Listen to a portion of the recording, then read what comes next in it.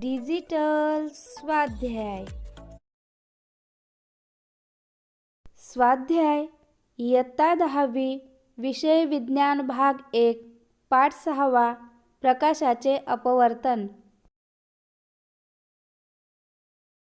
प्रश्न पहिला. खालील विधानामधील रिक्त जागा भरा.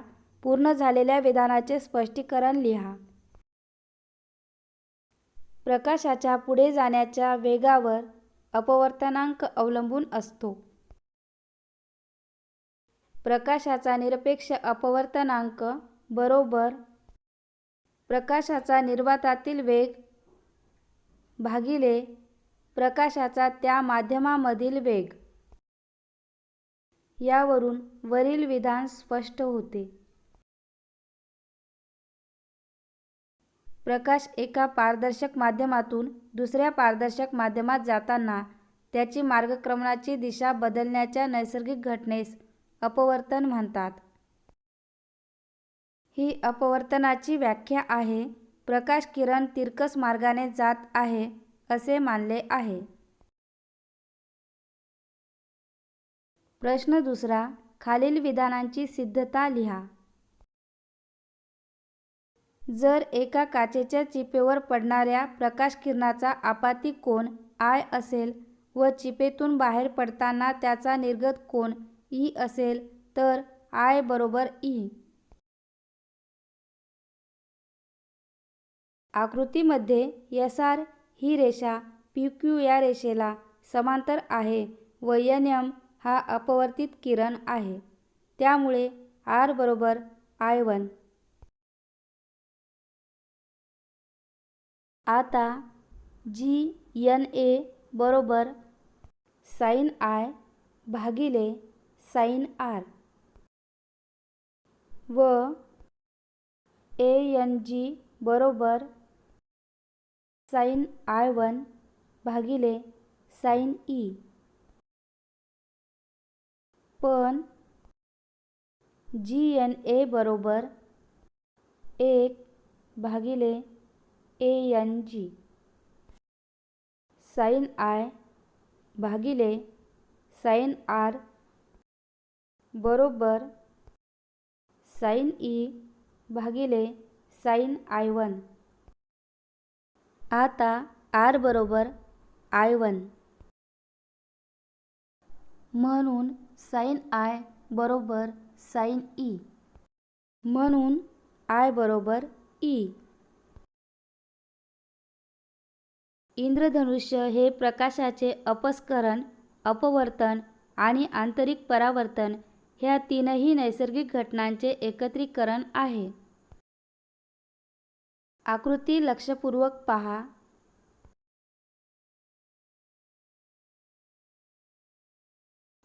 पाऊस थांबल्यावर वातावरणातील पाण्याच्या थेंबामुळे सूर्यप्रकाशाचे अपवर्तन, अपस्करण, आंतरिक परावर्तन व पुन्हा अपवर्तन झाल्यामुळे आकाशात इंद्रधनुष्य दिसते. सूर्यप्रकाश म्हणजे जांभळा, पारवा, निळा, हिरवा, पिवळा, नारिंगी व तांबडा अशा 7 रंगांचे मिश्रण होय. पाऊस थांबल्यावर वातावरणात पाण्याचे असंख्य लहान थेंब असतात. सूर्यप्रकाश पाण्याच्या थेंबांवर पडला असता हवेतून पाण्यात शिरताना प्रकाशाचे अपवर्तन व अपस्करण होते. पाण्याच्या थेंबांमध्ये प्रकाशाचे आंतरिक परावर्तन होते. पाण्यातून हवेत शिरताना प्रकाशाचे अपवर्तन होते. पाण्याचा अपवर्तनांक वेगवेगळ्या रंगांच्या प्रकाशासाठी वेगवेगळा असतो. जांभळ्या रंगासाठी तो सर्वात जास्त तर तांबड्या रंगासाठी तो सर्वात कमी असतो. त्यामुळे हवेतून पाण्यात शिरताना प्रकाशाचे अपस्करण होते. या आकृतीत केवळ तांबडा व जांभळा हे 2च रंग दाखवले आहेत. इतर 5 रंग या रंगांच्या दरम्यान असतात. वातावरणात पाण्याचे असंख्य थेंब असतात व ते छोट्या लोलकाप्रमाणे कार्य करतात. त्यांच्या एकत्रित परिणामाने इंद्रधनुष्य तयार होते. यात तांबडा रंग बाहेरच्या बाजूला तर जांभळा रंग आतल्या बाजूला असतो. इतर 5 रंग या रंगांच्या दरम्यान असतात. इंद्रधनुष्य दिसण्यासाठी सूर्य निरीक्षकाच्या मागच्या बाजूला असला पाहिजे, तर पाण्याचे थेंब निरीक्षकाच्या पुढच्या बाजूला असले पाहिजेत. प्रश्न 3. खालील प्रश्नात दिलेल्या उत्तरांपैकी बरोबर उत्तर कोणते ते लिहा. ताऱ्यांच्या लुकलुकण्याचे कारण काय? 1. ताऱ्यांमध्ये वेळोवेळी होणारे विस्फोट. 2. ताऱ्यांच्या प्रकाशाचे वायुमंडलातील अवशोषण. 3. ताऱ्यांची गती. 4. वायुमंडळातील वायूचा बदलता अपवर्तनांक. ताऱ्यांच्या लुकलुकण्याचे कारण वायुमंडळातील वायूचा बदलता अपवर्तनांक.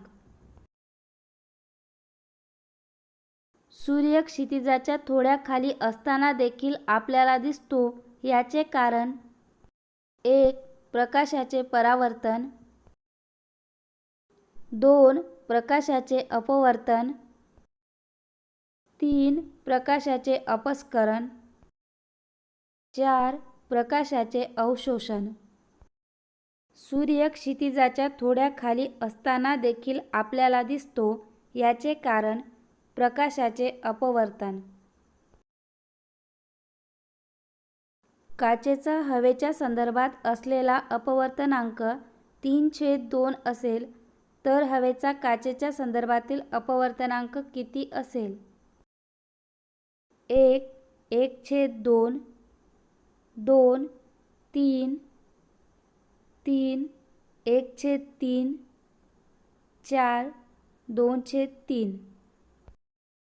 काचेचा हवेच्या संदर्भात असलेला अपवर्तनांक 3/2 असेल तर हवेचा काचेच्या संदर्भातील अपवर्तनांक 2/3 असेल. प्रश्न 4. खालील उदाहरणे सोडवा.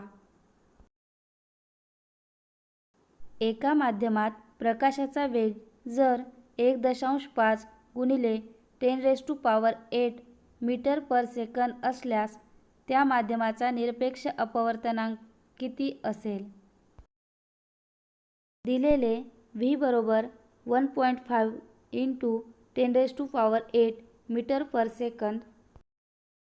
प्रकाशाचा निर्वातातील वेग c बरोबर 3 × 10⁸ मीटर पर सेकंद. माध्यमाचा निरपेक्ष अपवर्तनांक n बरोबर किती? माध्यमाचा निरपेक्ष अपवर्तनांक n बरोबर c भागिले v बरोबर 3 × 10⁸ मीटर पर सेकंद भागिले 1.5 × 10⁸ मीटर पर सेकंद बरोबर 2. म्हणून त्या माध्यमाचा निरपेक्ष अपवर्तनांक 2 असेल. जर काचेचा निरपेक्ष अपवर्तनांक 3/2 असला व पाण्याचा 4/3 असला तर काचेचा पाण्याच्या संदर्भातील अपवर्तनांक किती? दिलेले काचेचा निरपेक्ष अपवर्तनांक Ng बरोबर 3/2. पाण्याचा निरपेक्ष अपवर्तनांक Nw बरोबर 4/3. काचेचा पाण्याच्या संदर्भातील अपवर्तनांक Gn(w) बरोबर किती? इथे G म्हणजे ग्लास काच, W म्हणजे वॉटर पाणी. Ng बरोबर C/Vg. C म्हणजे प्रकाशाचा निर्वातातील वेग. Nw बरोबर C/Vw. Gn(w) बरोबर इथे Gn डब्ल्यू म्हणजेच काचेचा पाण्याच्या संदर्भातील अपवर्तनांक. VW भागिले VG. म्हणून GNW बरोबर NG भागिले NW म्हणजेच काचेचा पाण्याच्या संदर्भातील अपवर्तनांक बरोबर काचेचा निरपेक्ष अपवर्तनांक भागिले पाण्याचा निरपेक्ष अपवर्तनांक बरोबर 3/2 भागिले 4/3 बरोबर 3 गुणिले 3 भागिले 4 गुणिले 2 बरोबर 9/8. म्हणून काचेचा पाण्याच्या संदर्भातील अपवर्तनांक बरोबर 9/8 म्हणजेच 9/8.